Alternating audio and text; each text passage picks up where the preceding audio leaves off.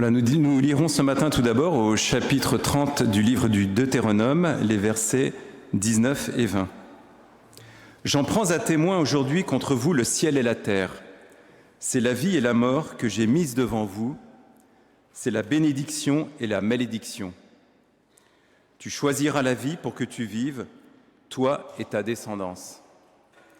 En aimant le Seigneur, ton Dieu, en écoutant sa voix et en t'attachant à lui. C'est ainsi que tu vivras et que tu prolongeras tes jours en habitant sur la terre que le Seigneur a juré de donner à tes pères, Abraham, Isaac et Jacob. » Et nous lirons ensuite dans la deuxième lettre de Paul aux Corinthiens, les versets 6 et 7 au chapitre 9.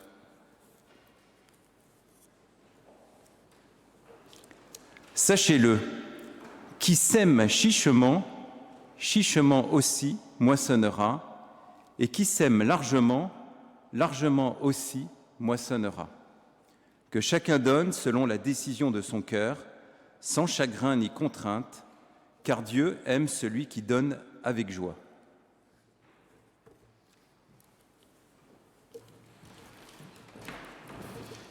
Et nous nous levons pour chanter ensemble le 31-30. Nous avons vu les pas de notre Dieu, les 3 premières strophes.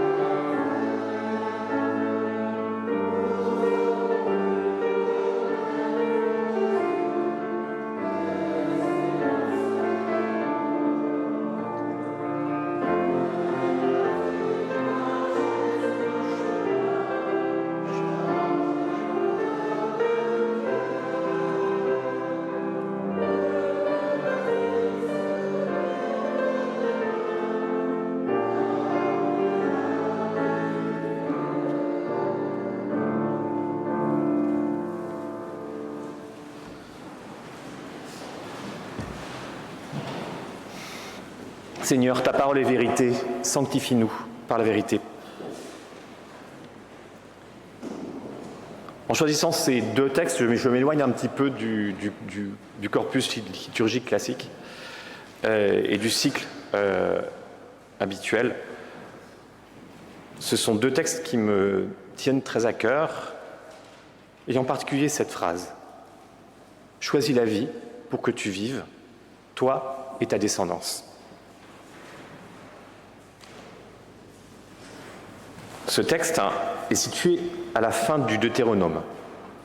Les Hébreux ont fini leur errance et Moïse s'adresse à eux avant de rentrer dans la terre promise. Un long discours sur le rôle de la loi. Mais une parole survient à la toute fin. « Choisis la vie pour que tu vives, toi et ta descendance. » Comme à chaque fois qu'on ouvre la Bible, on se heurte à des phrases qui frottent, qui paraissent simples au début, mais qui heurte. Une phrase pleine de paradoxes. Choisis la vie. Premier paradoxe. Parce que la vie, s'il y a bien une chose qu'on ne choisit pas, c'est la vie. On nous la donne. On l'a, on la vit. Et pourtant le texte insiste, choisis la vie pour que tu vives.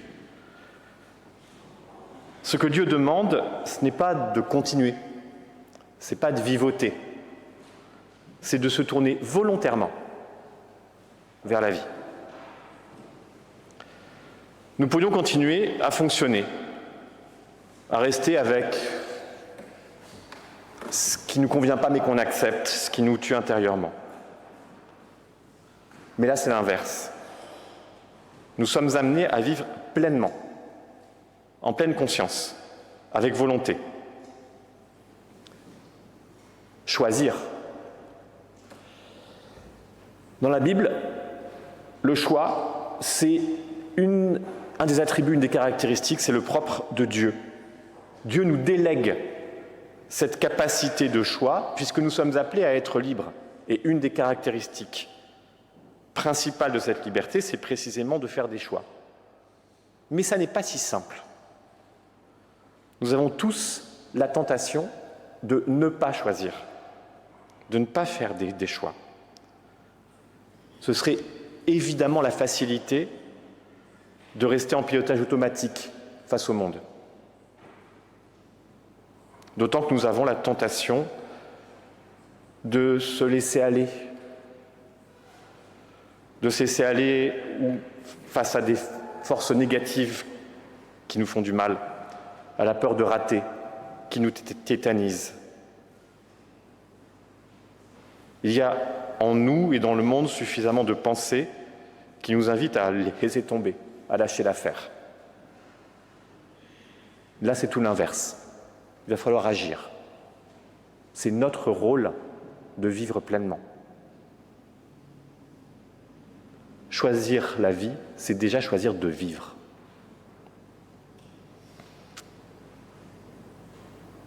Le second paradoxe que je vois dans cette phrase, c'est précisément là où elle est placée dans la Bible. Enserrée dans un texte sur la loi. Moïse demande de respecter la loi sous peine de mort. Et le texte se balance tout le long des derniers versets de Deutéronome sur la loi, la désobéissance à la loi, la vie, la mort, le bonheur, le malheur. Loi, vie et bonheur.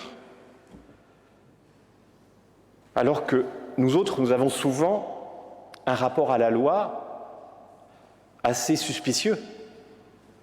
Alors déjà en tant que protestant, puisque quand même on est très marqué par la grâce, en tant que Français, on est incapable de s'empêcher de traverser quand le petit bonhomme est rouge et qu'il n'y a pas de voiture. Et en tant que postmoderne, post-68ard, individualiste, admirant beaucoup ceux qui se voient comme des rebelles. Alors, cette connexion, loi, vie, bonheur, c'est pas si évident et ça nous trouble. Parce qu'on a l'impression que la loi, au contraire, nous coupe de notre liberté. Les commandements, on pourrait les voir comme des blocages qui enserrent. Et au contraire, je pense qu'il faut les voir comme juste des limites à notre terrain de jeu. Et finalement, le terrain de jeu est très vaste.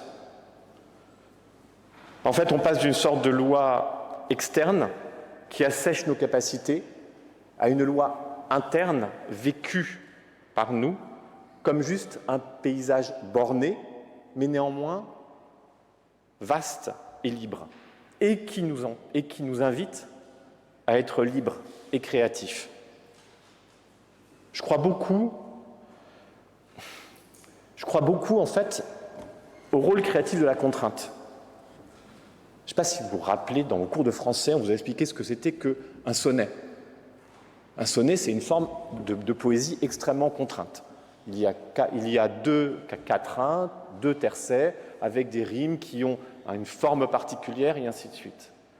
Ça peut paraître extrêmement asséchant, c'est exactement l'inverse, en fait. C'est sur la base de cette forme très très limitée et structurée que parmi les plus beaux poèmes de la langue française ont pu être faits. La contrainte nous aide à être libres et créatifs. Sans compter que la loi est la loi à laquelle Moïse fait référence dans le Deutéronome, revient en fait à une seule chose. Il s'agit d'aimer Dieu qui nous aime. Et par transitivité, d'aimer Dieu qui nous aime et d'aimer ceux que Dieu aime. Donc, d'avoir non seulement cette relation à Dieu, mais également cette relation d'amour entre nous.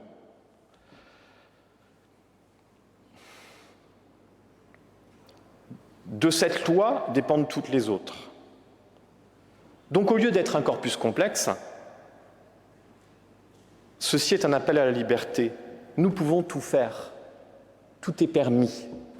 Tant que nous aimons Dieu qui nous aime et que par transitivité, nous nous aimons les uns les autres. Alors bien sûr, cette liberté ne va pas sans qu'on se trompe. Dieu accepte nos erreurs, nos tâtonnements, nos approximations. Et d'ailleurs, il le dit, quand nous le reconnaissons, il nous pardonne. Choisir la vie, c'est accepter le risque de vivre. C'est accepter que nous pouvons nous tromper. Et que nous aurons la possibilité d'identifier notre erreur, de la dire, de chercher à la réparer. Nous avons donc le risque de nous tromper, mais nous savons que nous sommes aidés, aimés et pardonnés. Alors oui, c'est très clair. On va vivre, on va improviser. Et oui, ça va être bancal. Ce sera comme faire son premier récital de violon en public et apprendre le violon en même temps. Il y aura des fausses notes, il y aura des faux départs, il y aura des mélodies qui ne seront pas exactement bien restituées. Et pourtant, quel beau concert à la fin. Tout le monde sera heureux de participer et c'est ça le principal. Parce qu'on ne fait pas que ça pour nous. Choisis la vie pour toi et ta descendance.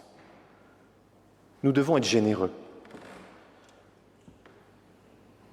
Nous avons une responsabilité vis-à-vis de nous-mêmes, mais également vis-à-vis de notre descendance. Et je parle de descendance au sens large, pas uniquement les enfants que nous avons procréés, mais tous ceux que nous avons rencontrés, accompagnés, formés, ceux à qui nous pouvons transmettre.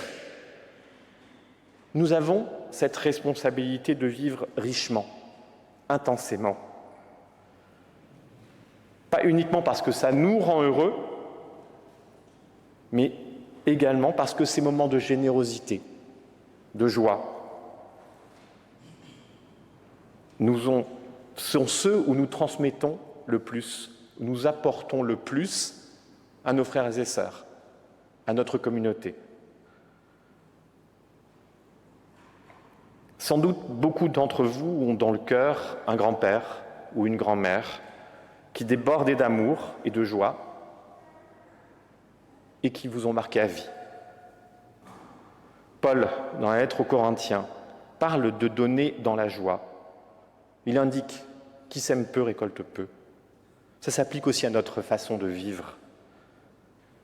Choisir la vie, c'est savoir donner avec générosité, sans recompter la petite monnaie, sans recompter son amour ou ses élans. Donne ta vie avec joie, vis avec appétit. Choisis la vie pour que tu vives, toi et ta descendance. C'est ce que Dieu nous demande de faire. Et pour cela, je crois vraiment qu'il nous sera en aide. Amen.